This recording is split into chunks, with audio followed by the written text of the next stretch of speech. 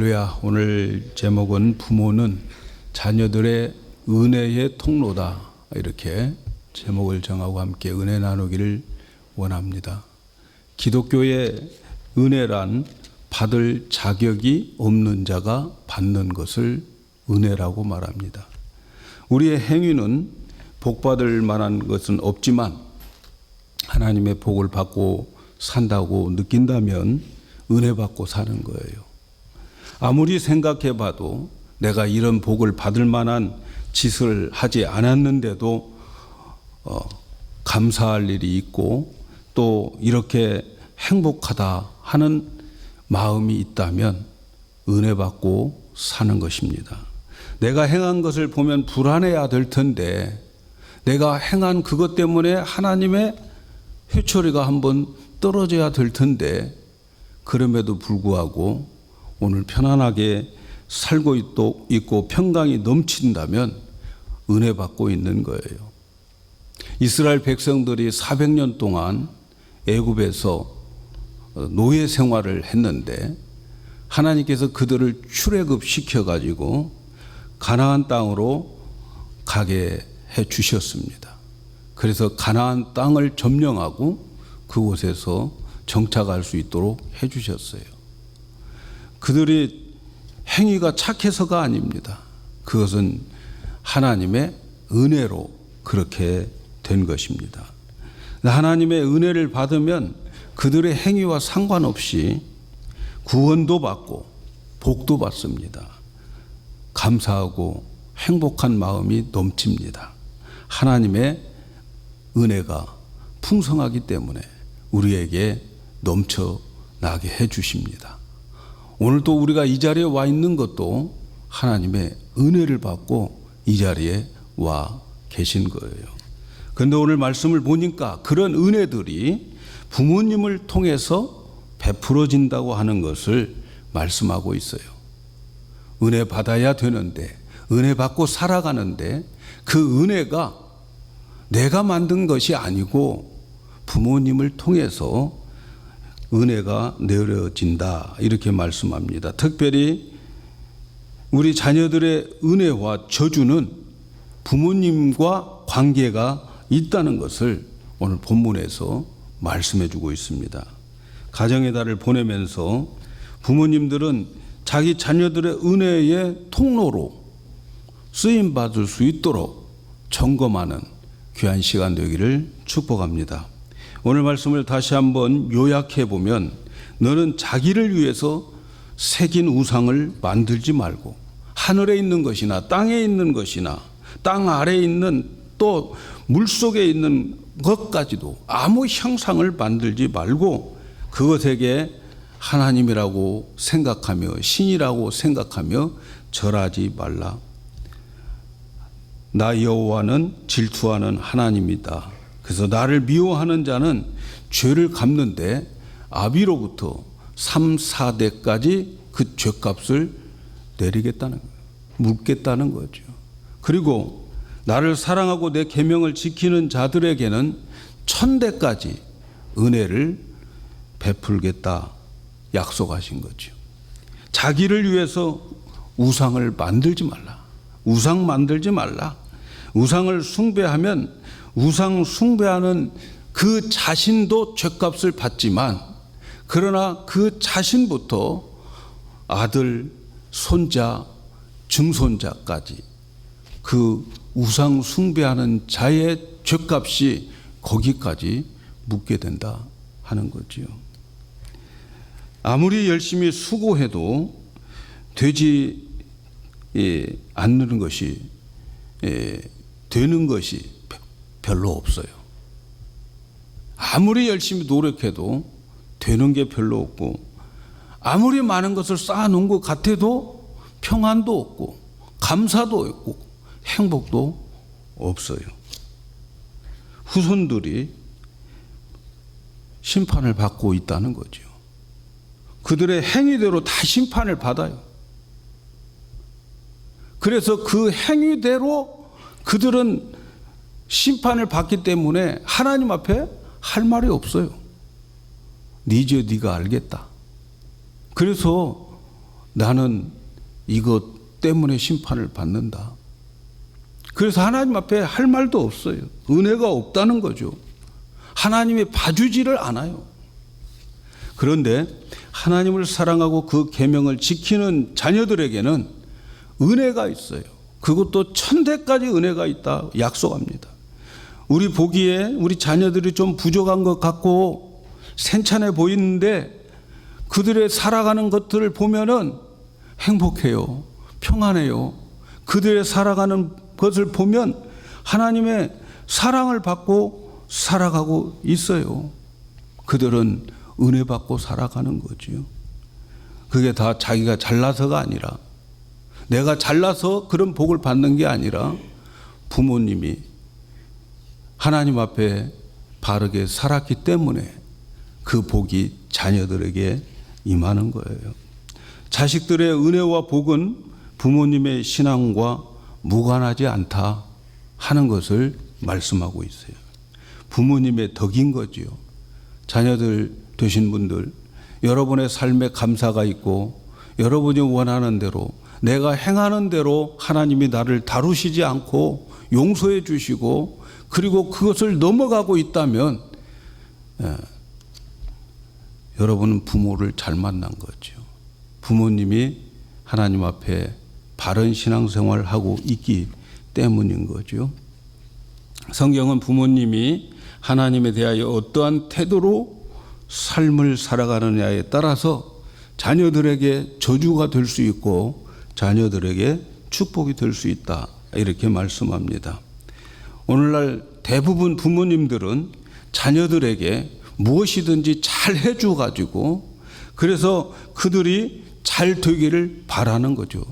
그래서 뒷바라지를 잘 해줘서 그들이 잘 되기를 바라는 거예요. 과외도 시키고 좋은 학교도 보내고 또 그들이 원하는 대로 더 그들에게 도움을 주어서 뭔가 내가 잘 해주어서 그 자녀가 잘 되기를 바라는 것이 대부분 요즘 사람들의 부모들의 생각인 것 같아요. 그래서 좋은 학교, 좋게 뒷바라지를 한 아이들이 잘 될 것이라고 생각을 하는데, 그런데 성경은 그런 방법을 제시하지 않습니다. 우리 자녀들 잘 되는 것, 뒷바라지 잘 해주는 것, 이것으로 말하지 않아요. 성경은 부모님 자신이 하나님께 바르게 잘 살면 자식은 은혜 받고 산다, 이렇게 말씀하는 거죠. 내 신앙이 자식들과 직결되고 있다 하는 것을 말씀해요. 시편 112편 1절에서 3절을 보니까 할렐루야, 여호와를 경외하며 그 계명을 크게 즐거워하는 자는 복이 있도다. 어떤 복? 그의 후손이 땅에서 강성하여 정직한 자의 후대가 복이 있으리로다. 부요 재물이 그 집에 있으며 그 의가 영원히 있으리로다. 여호와를 경외하며 그 계명을 즐거워하는 그 자는 복이 있는데 어떤 복이냐?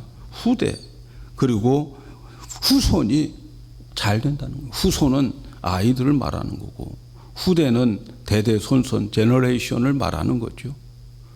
자자손손 복을 받게 된다, 이렇게 말씀하고 있는데 그 집의 재물과 그 집의 부요가 그 아들의 몫이 아니고 그의 부모의 몫이다, 이렇게 말씀하고 있어요.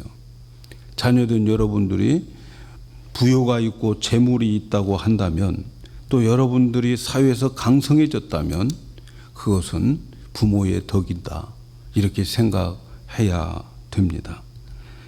자녀들의 부요와 재물, 이것은 여호와를 부모가 경외함으로 인하여서, 그래서 그 계명을 즐거워함으로 인하여서 우리 자녀들이 잘 된다 하는 것을 말씀하고 있습니다. 성경에 보면 이런 예들이 너무 많아요. 여러분, 사울 왕이 정말 겸손했을 때에 그가 왕이 되었어요. 겸손했을 때.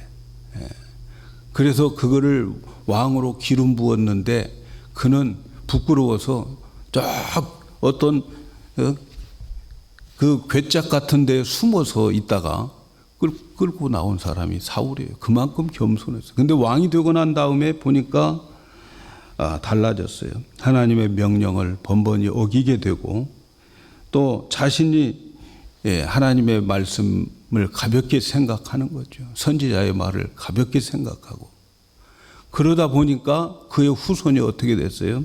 그의 후손 11명의 자식들이 다 살해되어지는 그러한 비극이 그 가정에 있게 됩니다. 솔로몬 왕도 하나님이 크고 놀라운 은혜와 축복을 받은 왕이지만 근데 말년에 가서 이방 아내를 데려오고 우상 숭배에 빠져서 하나님을 떠남으로 인해서 그의 후손 아들 르호보암 왕이 때에 나라가 이제 두 쪽이 나게 되는 거예요. 하나님께서 이렇게 말씀합니다. 여호와께서 솔로몬에게 말씀하시되 내게 이러한 일이 있었고 또 내가 나의 언약과 내가 내게 명한 법도를 지키지 아니하였으니 내가 결탄코 이 나라를 내게서 빼앗아 다른 신복에게 주리라. 하나님은 나라가 나누어지고 그 나라가 나누어지는 이유가 그 솔로몬에게 있다는 거죠. 솔로몬 아버지에게 있다는 거예요. 그래서 그 아들이 왕이 될 때는 나라가 나누어지겠다. 이렇게 말씀하는 거죠.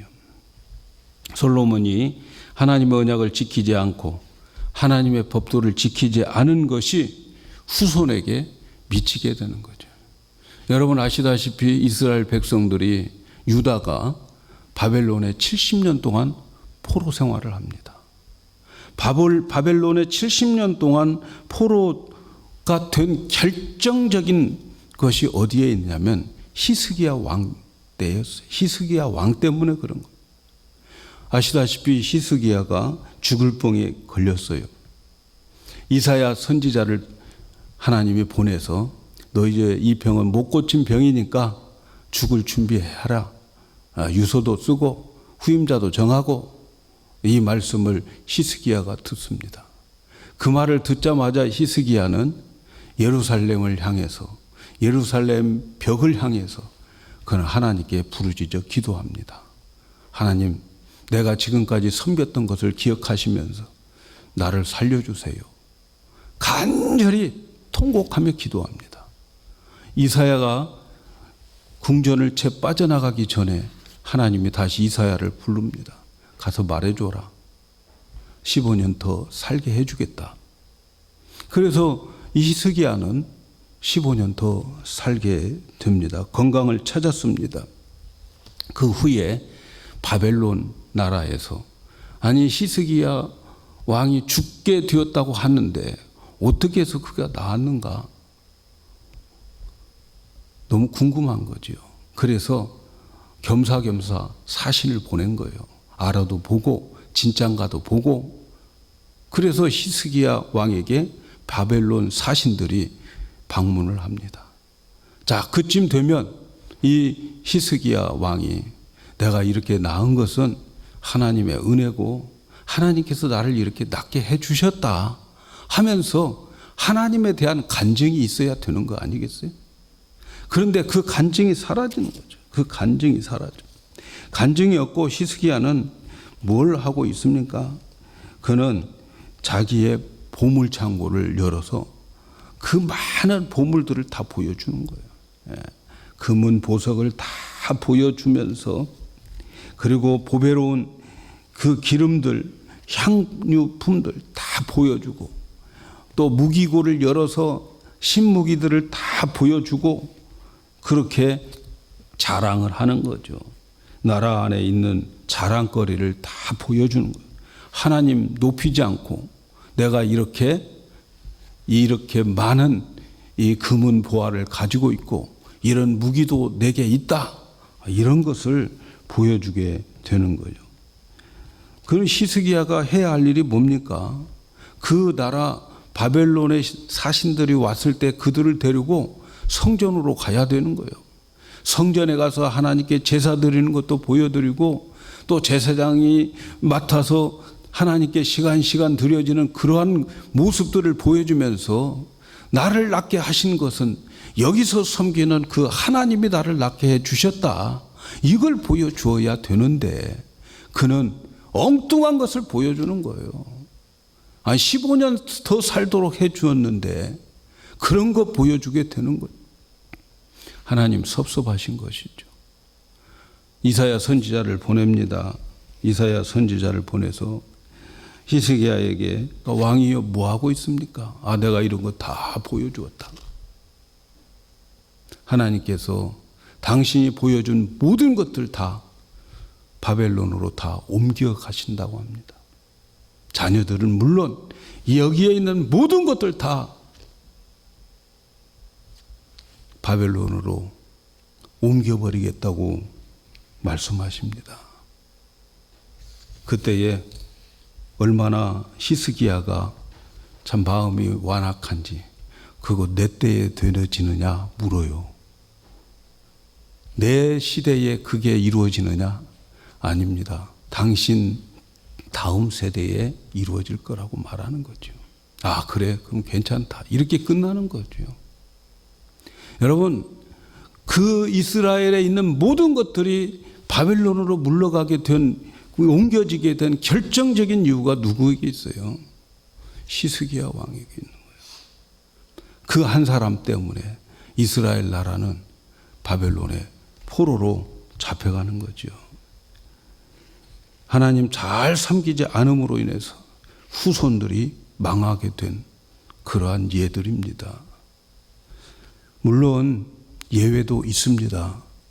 예외도 있어요. 부모님이 예수를 믿지 않더라도 당대에 잘 될 수 있는 길이 있어요. 그것은 당대에 예수 믿으면 그 부모로부터 오는 저주들이 끊어져요. 그러나 한 가지 기억해야 될 것은 내 일대에 예수를 믿게 되면 내 일대에는 맨 땅에 헤딩을 해야 돼요. 할 수 없어요. 그래서 대부분 일대에 예수 믿는 사람들은 그 사람들의 신앙생활이 파란만장한 거예요. 힘들어요. 그렇지만 그 시대가 지나고 나온 다음의 후대에는 하나님의 축복과 은혜가 넘치게 되는 거예요. 사랑하는 여러분, 성경은 이렇게 자식들이나 후손들이 망하는 많은 원인이 조상이나 부모에게 있다고 말씀하고 있어요. 나의 삶이 내 삶으로 끝나는 것이 아니고 내 삶의 연속으로 자녀들에게 피해를 받아 대를 이어가면서 영향을 미치게 된다 하는 거죠. 나의 삶이 내 자녀뿐만 아니라 후대의 축복으로 연결지어질 수 있는 그 세대가 부모라는 거죠. 부모가 이렇게 중요하죠. 그렇다면 우리는 자녀들에게 복이 되고 은혜가 되기 위해서 또 은혜가 넘치기 위해서 자녀들이 복받도록 우리 부모님들이 가정의 달을 맞이해서 한 번쯤 점검해 볼 필요가 있지 않겠습니까? 오늘 두 가지를 말씀하고 있는데 첫째는 자기를 위해서 우상을 만들지 말라는 거죠. 자기를 위해서 우상을 만들지 말라. 하나님은 다른 신을 인정하거나 또 그런 우상을 만들지 말라는 거예요. 신이라고 하는 자체를 만들지 말라는 거예요. 하나님 외에는 일체의 다른 신이 없다는 거예요. 이 우주 만물에 하나님 외에 다른 신 없다. 마귀나 혹은 또 천사들은 신이 아니에요. 그들은 모두가 다 어떤 사람들이냐? 그 하나님의 피조물이에요. 하나님이 창조한 거예요. 우리를 만든 것처럼 그들도 만드는 거예요. 창조물인 거죠. 창조물. 우리가 믿는 하나님은 보이지 않는 하나님이에요. 그게 답답한 거예요. 그게 어려운 거예요. 하나님 믿기가. 참신인 하나님은 안 보여요. 그리고 침묵하고 계셔요. 침묵하고 계셔. 그래서 침묵하고 계시기 때문에 인간들은 하나님이 없다 이렇게 하면서 자기들이 생각해서 만들어낸 신을 자꾸 만드는 거죠. 그리고 그 만든 신을 숭배하는 거예요. 여러분, 하나님이 가장 싫어하는 것이 뭐냐? 십계명 1계명부터 4계명에 있는 가장 싫어하는 것이 뭐냐? 그것은 사람이 자기 생각으로 보이지 않는 하나님을 잘 섬기려고 무언가 만들어 놓는 것을 가장 싫어하는 거예요. 보이지 않는 하나님을 상상의 나래로, 공상의 나래로. 그래서 하나님은 이런 하나님이야 라고 만들어 놓는 것을 하나님이 제일 싫어하고 그것을 우상 숭배라고 하는 거예요. 우상 숭배. 자기가 공상해서 만들어내는 신, 그것을 미신 그리고 우상 이렇게 말하는 거죠. 그래서 하나님을 잘 믿으려고 하는 상상에서 만들어 놓은 어떤 것을 하나님이라고 생각하고 이제 이것을 보이지 않는 하나님이라고 생각하며 믿자. 그걸 하나님이 가장 미워하는 거라는 거예요. 하나님이 가장 미워하는 거예요. 그래서 하나님이 미워하는 자는 하나님이 없다고 하는 게 아니에요. 하나님 계셔. 분명히 하나님 존재하셔. 그런데 그 하나님은 이런 하나님이야 하고 자기의 생각과 상상으로 만들어서 그걸 하나님이라고 믿고 거기에 절하는데 이 짐승에게 절하는 게 아니에요. 이 금송아지에게 절하는 게 아니에요. 지금 그들의 마음은 하나님께 절한다고 생각하고 절하는 거예요. 하나님 그걸 제일 싫어한다는 거죠. 이해가시기를 바랍니다. 하나님이 계시는데 내가 하나님 더 잘 믿어야 되겠다.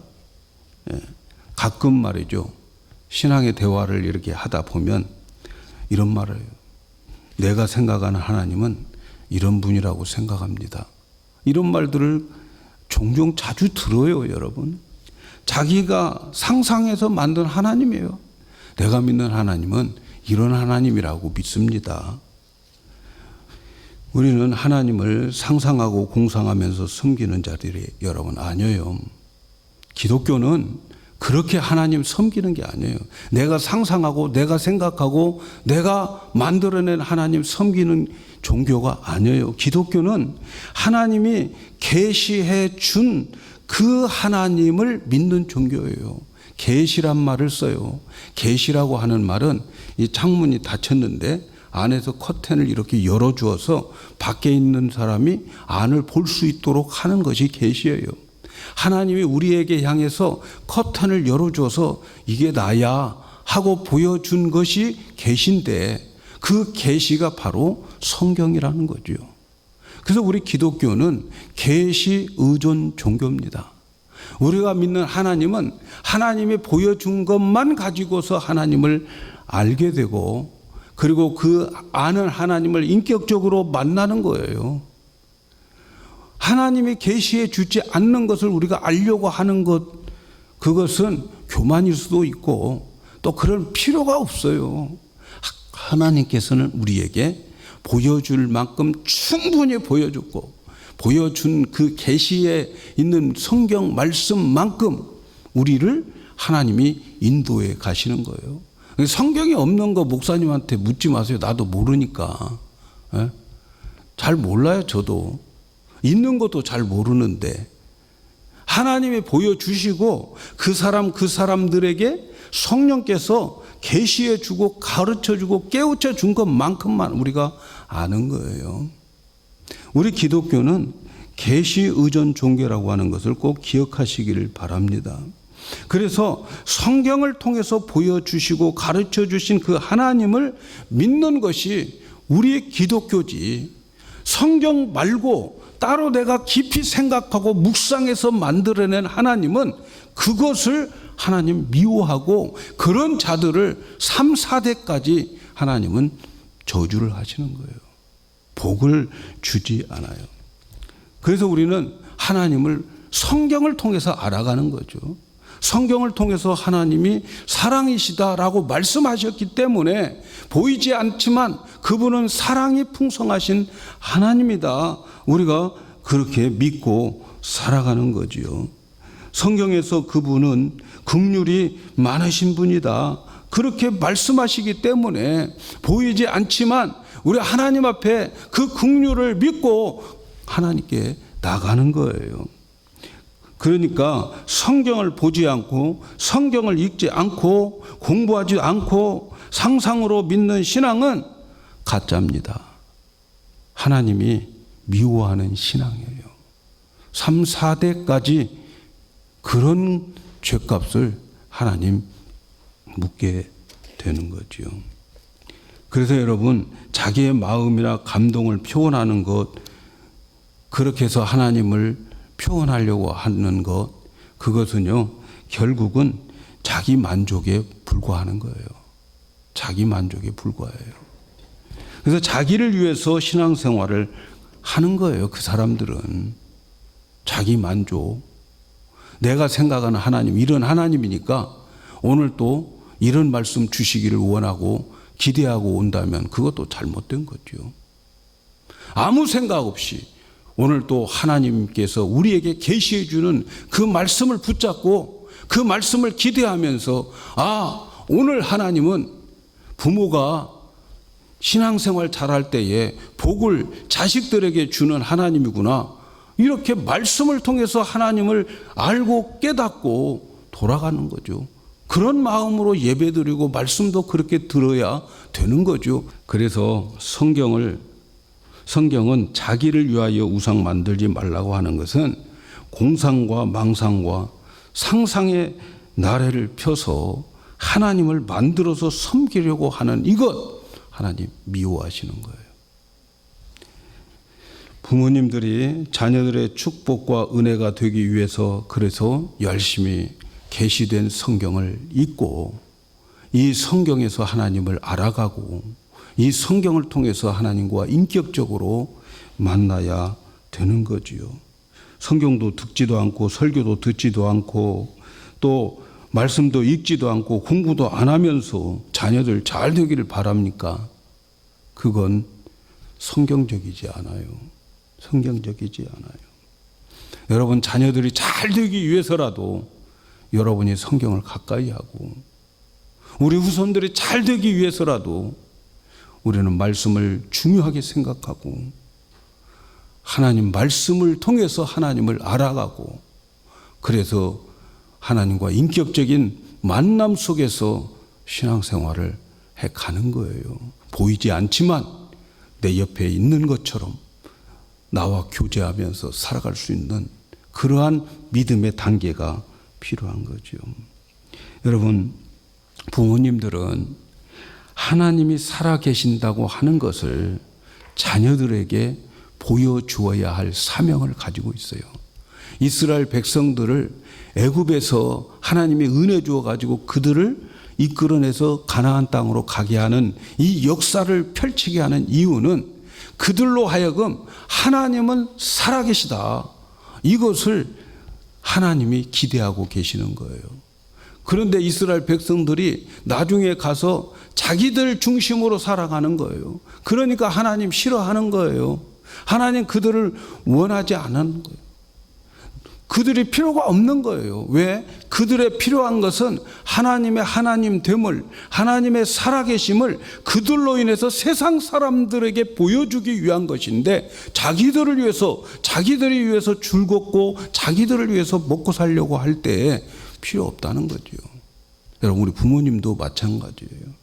우리를 통해서 자녀들에게 살아계신 하나님을 보여주어야 돼요. 그런데 이스라엘 백성들을 하나님께서 택한 이유가 뭐냐면 하나님 보여주기에 가장 적합한 나라와 민족이었어요. 왜? 그들은 아주 작고 또 연약한 나라였어요.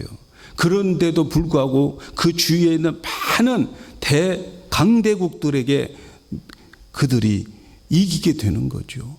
어렵고 힘든 가운데에서 하나님을 보여주더라는 거죠.